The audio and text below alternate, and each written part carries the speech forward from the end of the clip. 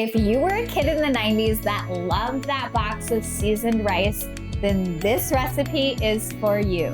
Inspired by that side dish that went with so many meals, this seasoned rice is buttery, herby, and so easy to make in just one pot. It'll cue the nostalgia and make dinner complete. Let's get started.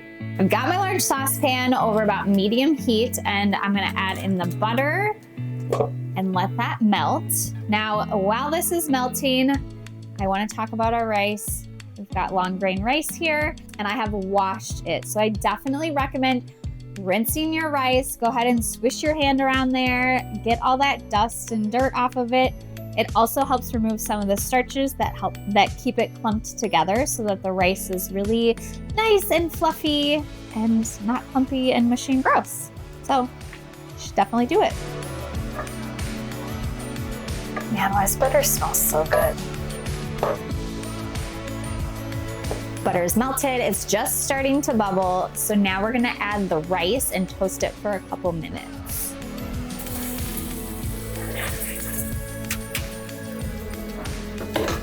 Stir it well, get it all coated with the butter.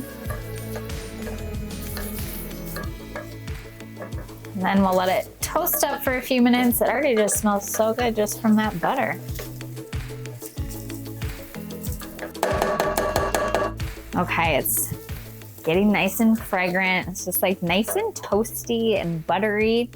So you could pre-measure the seasonings if you want in advance, but I'm just gonna toss them on in. So we've got some dried parsley, onion powder, garlic powder, a little paprika, which adds a really nice coloring, and some oregano.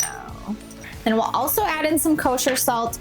So the thing I would keep in mind is how salty your vegetable stock is. So I have a low sodium variety here, so I'm gonna add a full teaspoon of kosher salt.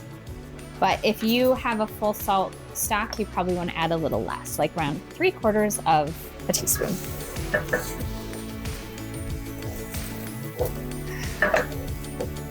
Now we'll add in that vegetable stock.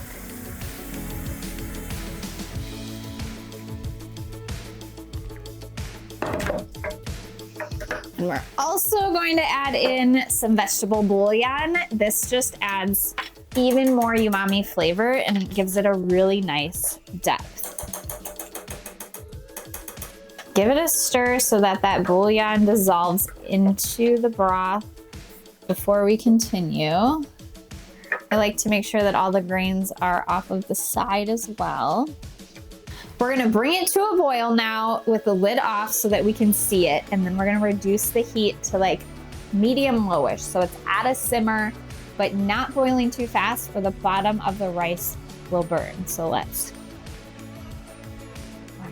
or the bottom of the rice will burn, period.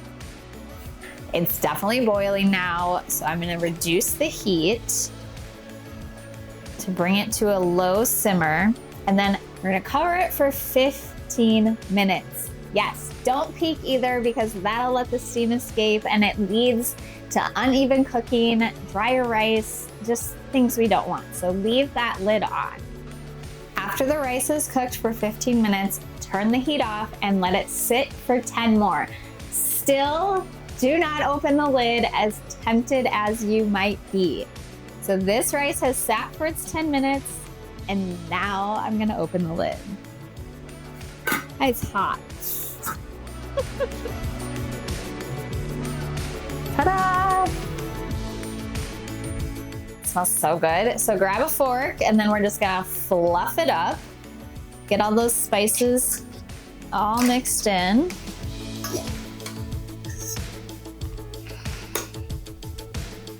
Looking perfect. It smells so good. All right, let's transfer it to a bowl. Now, obviously this side dish is great with so many things. I love it with stuffed mushrooms as a hearty side. It goes great with roasted broccolini. Obviously it goes great with meat if you're a meat eater, but it's good enough to just eat on its own.